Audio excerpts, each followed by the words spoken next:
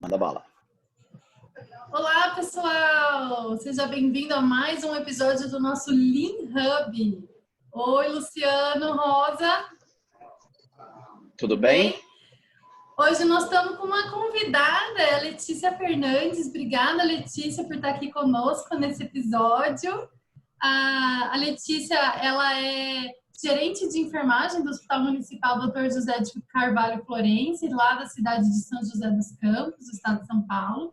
E a Letícia tem bastante experiência em Lean aplicado a instituições de saúde, né? O hospital que está desde 2016 nessa vivência de transformar, né, de mudar o DNA da instituição para um DNA Lean. E tem vivido isso no dia a dia na pele. Ela, inclusive, agora, às 7h30 da noite, está lá no hospital. Então, ela tem realmente bastante experiência para compartilhar aqui com a gente. E hoje a gente vai fazer um bate-papo sobre como que tem sido o Lean na emergência lá no Hospital Municipal José de Carvalho Florence. Obrigada, Letícia, por estar aqui com a gente. Oi, gente, eu que agradeço o convite, é uma honra estar aqui conversando de um assunto que eu acho que é o que eu mais gosto de fazer, junta hospital, junta pronto-socorro e linha, é tudo que eu preciso. Então, eu agradeço bastante o convite para a gente conversar aí um pouquinho sobre esse tema tão importante. Bem, eu e a Rosa acompanhamos até um pouco de perto a história, né, de vocês, do hospital municipal e de como tem sido essa jornada, e a gente é super apaixonada pelo trabalho de vocês, né, Rosa? Sim, maravilhoso. Sabendo um pouco, né, que vocês estão aí há 4 anos de implantação, né, da filosofia ali no hospital, e tendo na emergência um serviço com melhorias impactantes, né, que realmente a gente vê o antes e o depois, é nítida essa diferença, até da foto do corredor, inclusive, né? Então, a gente sabe que tem essa melhoria. Quais foram os três principais assim, indicadores que você sentiu que melhoraram? Ou talvez até antes de falar dos indicadores, conta um pouquinho para a gente como que foi isso, né? Os desafios e essa jornada que vocês estão tendo, né? A jornada Lean, a gente começa, mas não tem fim, né? Então, essa jornada que vocês vivem hoje lá no hospital. Perfeito, Alice. A gente está trabalhando com o Lean desde o finalzinho de 2016, então foi quando esse tema surgiu, porque isso era bem novo para a gente também. Foi uma iniciativa do superintendente de levar a diretoria para conhecer sobre o Lean. Então, a diretoria, na época, fez o curso de Greenbelt, todos participaram, eu ainda não fazia parte aqui da diretoria, fui fazer o Greenbelt mais tarde um pouquinho, mas todos eles participaram, a liderança se engajou, e tudo isso começou para resolver o nosso grande calcanhar de Aquiles, que é o pronto-socorro. Então, a gente é um hospital municipal, é a referência para N coisas aqui do município, desde trauma, desde todos os atendimentos de porta, a gente é pronto-socorro adulto, pediátrico, obstétrico. Então, é um hospital de grande porte com uma demanda bem grande, em torno de 21 mil atendimentos mês. Só de pronto-socorro adulto é em torno de 14 mil atendimentos mês. Então, sempre foi aquele setor em que a gente demandava uma atenção muito especial. Nosso perfil sempre foi um atendimento de grande quantidade, um espaço que nem sempre comportava tudo aquilo que a gente precisava atender, um usuário insatisfeito, uma equipe insatisfeita, e a gente viu que isso precisava ser resolvido de alguma forma, né? Esse hospital ele é gerido pela SPDM, que é uma OS, desde 2006, e desde então a gente vinha trabalhando algumas coisas com relação ao pronto-socorro, mas ainda não tínhamos conseguido chegar na causa raiz e na resolução de problemas dessa instituição. Então o Lean surgiu por conta do pronto-socorro. Hoje a gente já expandiu isso para outras áreas do hospital, então a gente tem aí um assessment, a gente consegue verificar que a gente tem uma expansão um pouquinho maior, mas ele surgiu pelo pronto-socorro. Então os nossos desafios eram esses, uma demanda alta de pacientes, maior do que a nossa capacidade, e como fazer essa gestão para que a gente tenha uma melhor resolutividade para o paciente, um melhor atendimento, uma melhor qualidade. Então, tudo se iniciou por aí. É mais ou menos esse o nosso caminho aí com relação ao Lean daqui no hospital. Começou por aí. Luciano, você já tem aí algum comentário, alguma pergunta? Não, eu acho muito legal quando surge. Nesse caso, eu estou achando diferente das histórias que vocês duas contaram antes, que começou com alguém de cima, né? Começou com um superintendente, particularmente no meu pouco tempo de história na saúde, isso é meio incomum, né? Talvez o Instituto Oncológico do Vale também tenha sido algo semelhante, mas vocês estão É o rindo mesmo porque, diretor. Não, na verdade não é o mesmo diretor, mas o Dr. Fred, que é o do Instituto de Oncologia, ele é nosso parceiro, foi nosso parceiro desde o início, então tanto o Lean Institute Brasil quanto o IOV atuaram com a gente junto nessa parceria. Eles se conheciam, o nosso superintendente, o Dr. Fred, também se conhecia, mas não são a mesma pessoa.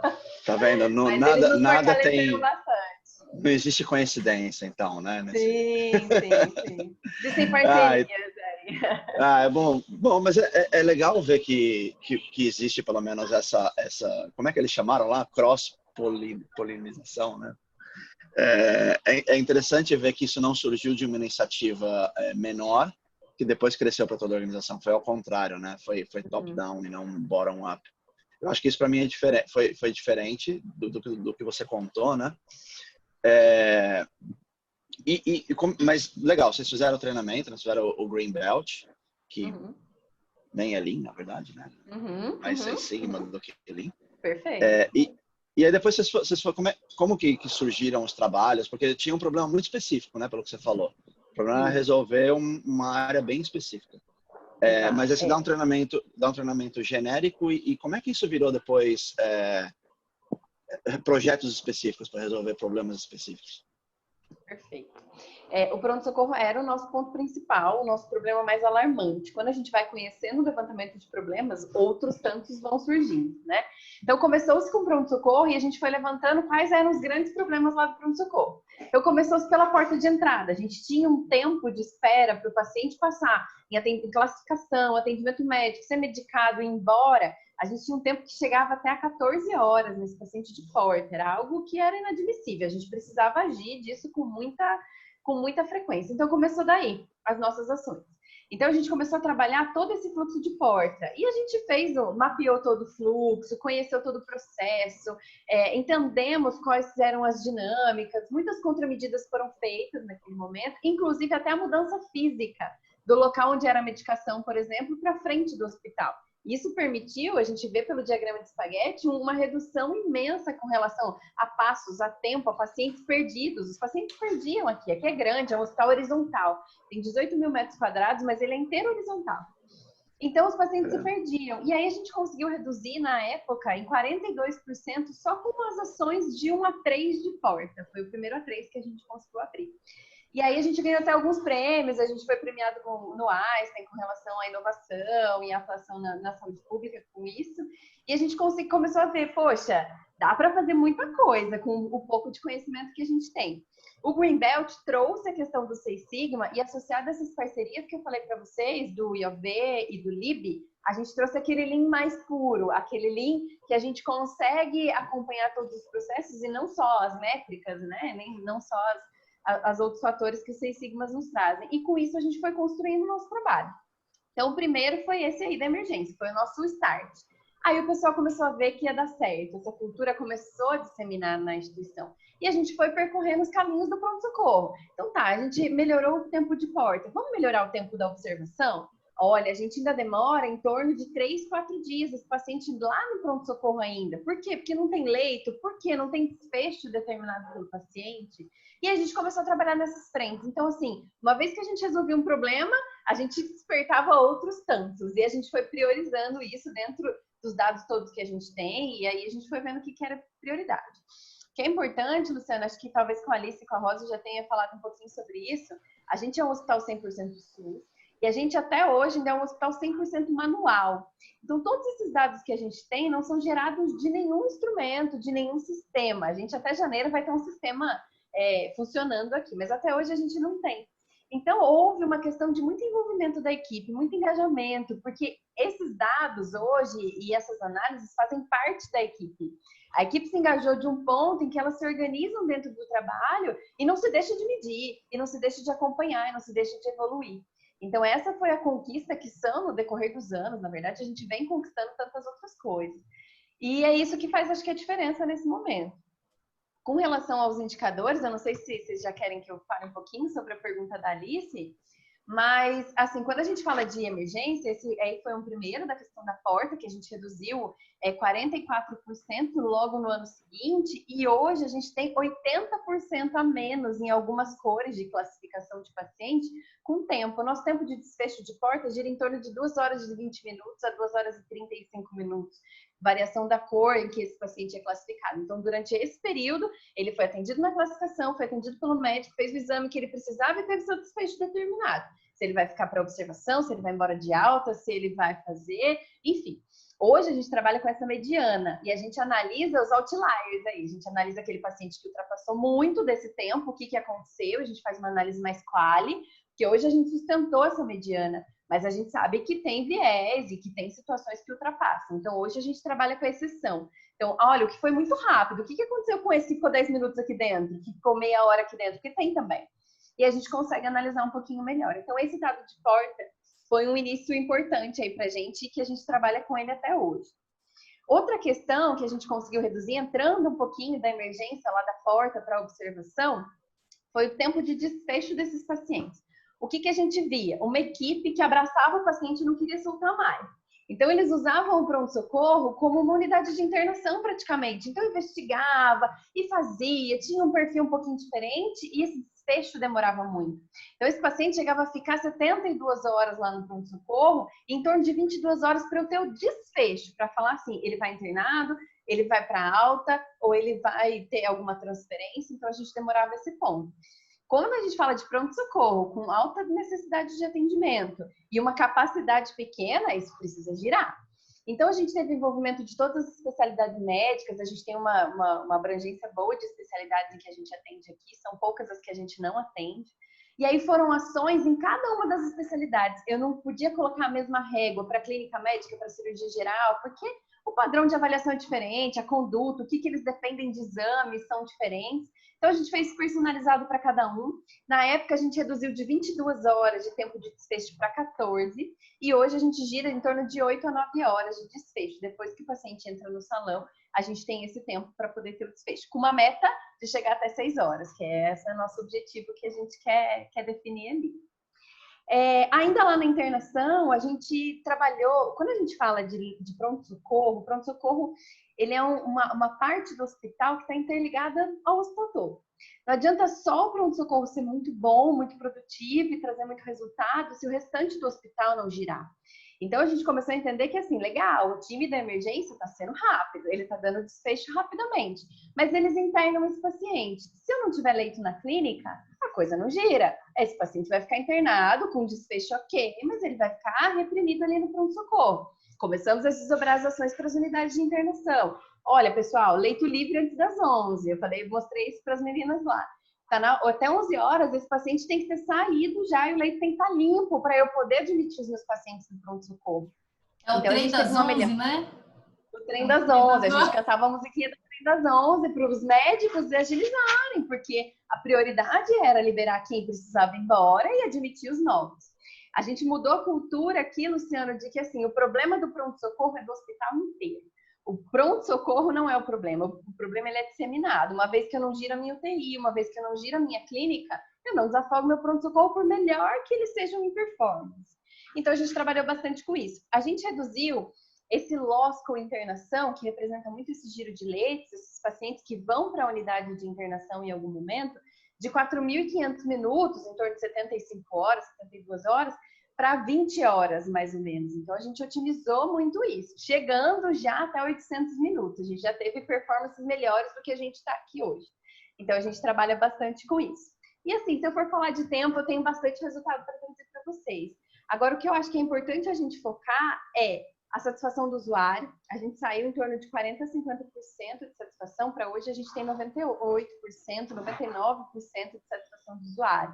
Ainda que o nosso processo não é perfeito, que a gente tem dias de pacientes no corredor e que a gente tem ações para otimizar com tudo isso. Mas a gente já estruturou muito mais essa assistência e o nosso usuário consegue refletir isso. Eu estou passando um resumo muito rapidinho, mas são muitas as atividades que a gente desempenhou. Parece uma coisa simples e rápida, mas foi uma construção. Dá para a gente ficar aqui 1 hora para eu contar para vocês só desse começo aí do pronto-socorro. Imagina, você está contando 4 anos de implementação em 5 minutos. Né? Exatamente.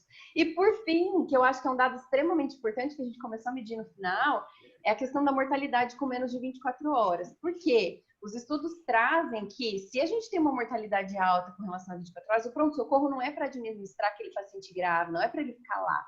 É o paciente, para ele ser estabilizado, ele ser direcionado para o seu leito de UTI, o seu leito de enfermaria. Então, quanto mais eu reprimo os pacientes no pronto-socorro, eu tenho essa superlotação, maior normalmente é a minha taxa de mortalidade.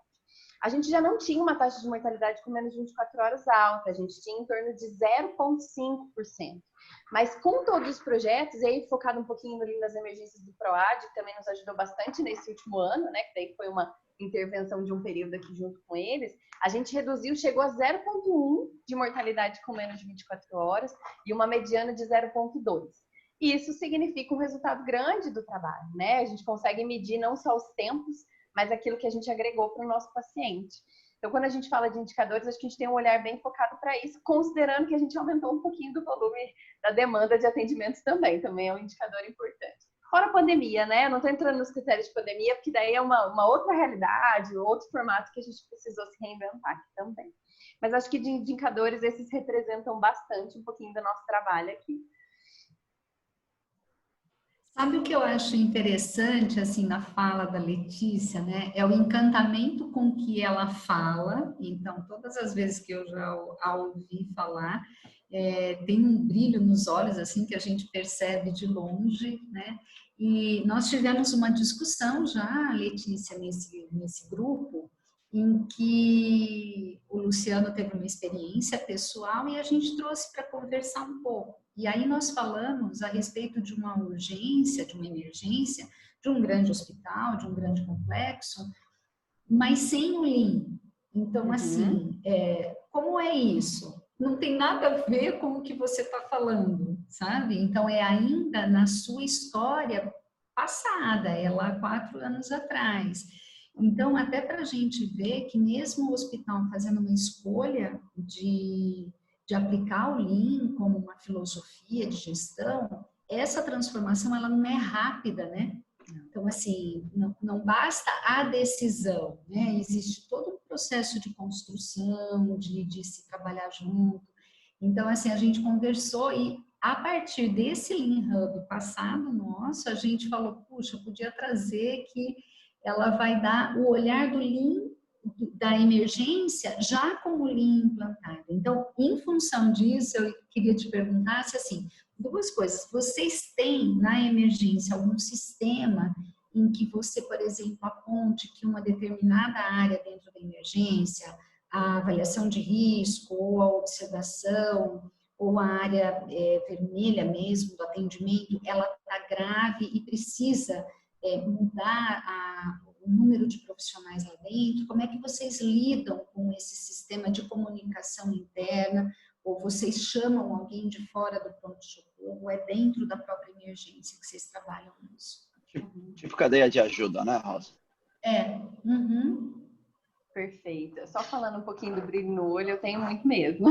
Eu tenho um orgulho imenso dessa equipe e, como eu falei da outra vez, é um trabalho de muitas mãos, muitas. Eu não conseguiria descrever tantas mãos que trabalham até hoje para conseguir fazer a coisa girar e a engrenagem poder se manter. Então, realmente eu falo desse pessoal aí com muito, muito amor, muito carinho, muito orgulho mesmo.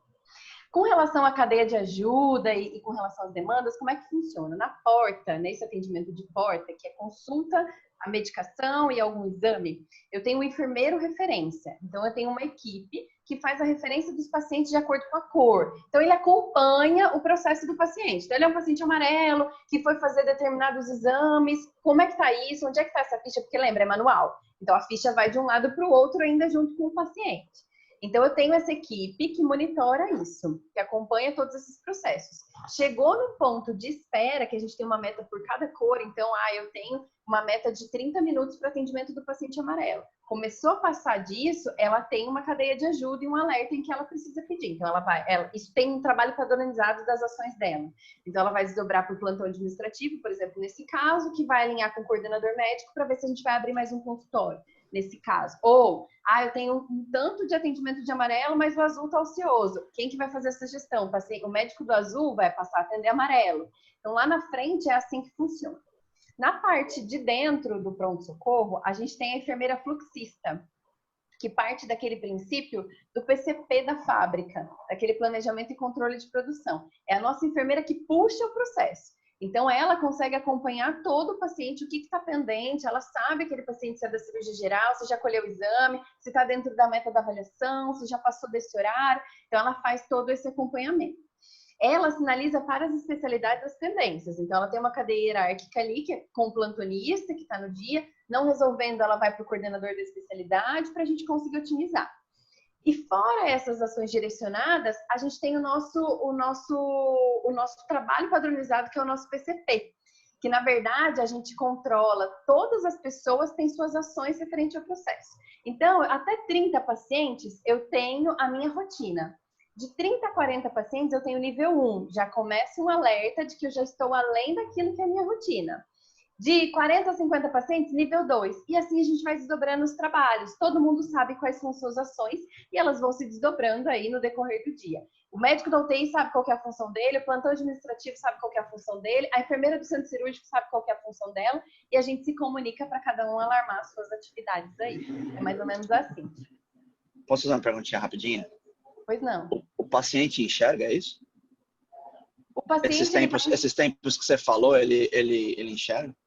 Ele enxerga de uma gestão visual que a gente tem no pronto-socorro. Então, todo paciente tem uma placa manual, plastificada, com a especialidade que ele está sendo cuidado. Então, está escrito clínica médica e tem um horário ali para ser marcado. Essa plaquinha apaga e a gente escreve de novo, como se fosse um quadro branco. Então, o paciente sabe que ele está atendido por essa especialidade, esse foi o horário de admissão dele e sua previsão de controle ali, de qual que é a sua previsão para resolução. Isso é o que o paciente consegue receber de informação. Oh, já um mundo melhor do que a gente tem aqui. Exatamente. Não, muito legal. É difícil aí, Luciano? Então, o que evoluiu daquela história lá, eu vou fazer não vou contar a história inteira, Letícia, convido você a assistir o vídeo depois, que a gente gravou da outra vez. Mas basicamente a gente ficou, acho que 3 horas e meia numa emergência e não foi atendido. E a evolução que teve, Alice, Rosa, vocês não sabem, Letícia também, é que nós pagamos por tudo isso. Então a gente pagou por um serviço que nem teve. Nossa, agora estamos lutando atrás de tentar reembolsar. A conta chegou depois em casa? Uhum. Das 4 horas de espera? Isso é que é cruel, né? Eu acho então que a gente paga uma consulta aqui... que não existiu, mas beleza. Nossa. Acho que a gente ficaria aqui várias horas conversando sobre isso e conseguindo compartilhar a experiência com o que o Luciano já viveu na Austrália, tudo com as experiências que a gente tem, mas o nosso tempo está finalizando aqui, não é, Alice? Eu tô mais curiosa, eu queria perguntar mais coisas, Letícia, mas fica para um próximo papo, realmente o nosso tempo acabou. Eu queria saber dos kaizens, né, dos A3, dos projetos. Eu sei que tem um mundo de coisa. Um dia eu vou montar uma Kombi e vou levar um pessoal para ir aí para vocês. E para a gente ver um pouco essas iniciativas tão legais, né? E com pouco recurso, mas que vocês conseguem realmente fazer acontecer. Isso é muito lindo, né? A gente pode fazer um Hub 2, né? Eu ia sugerir isso. Acho que tem assunto para mais coisa. Tem umas perguntas também que eu queria fazer. Legal, gente. Você topa, Letícia? Tem coisa para contar, para a gente dividir. Quem sabe você também não ajuda a gente com algumas dicas. Depois a gente faz até um próximo passo aí, que a gente ainda tem alguns desafios grandes pela frente. Legal. Então, bem, por hoje é só, né? A gente... vocês devem estar sentindo falta do Guilherme, hoje ele não pode estar conosco, no próximo ele vai estar aqui conosco. E quem sabe a gente não faz um Lean Hub com a Letícia 2 para a gente descobrir mais um pouquinho das coisas que eles têm feito lá, das melhorias, dos kaizens, né? E para ela mostrar um pouquinho mais para a gente as experiências, porque eu sei que isso ajuda muito, né? A gente que está na saúde, quando vê essas experiências, isso inspira, dá um norte, ajuda a gente também a pensar no que a gente pode fazer para melhorar, né? Agradeço, Letícia, pela participação. Você está sempre bem-vinda aqui no nosso Lean Hub. E muito obrigada mesmo, Luciano. Obrigada, Rosa. Quem que vai fazer a propaganda aqui dos botões? Então, assim, não se esqueça de dar a curtida, se inscreva no canal. Se você gostou desse vídeo, tenho certeza que sim. Compartilha com os amigos. E essa experiência que a Letícia nos trouxe é maravilhosa. Tem outras lives e vídeos já gravados, mas a gente vai fazer fase 2 do Hospital Municipal de São José, né? É isso aí. Obrigada, legal. pessoal. Parabéns, viu, Gente, Letícia? obrigada, viu? Foi um prazer. Letícia. Agradeço muito. Tchau, tchau. Tchau. Até a próxima.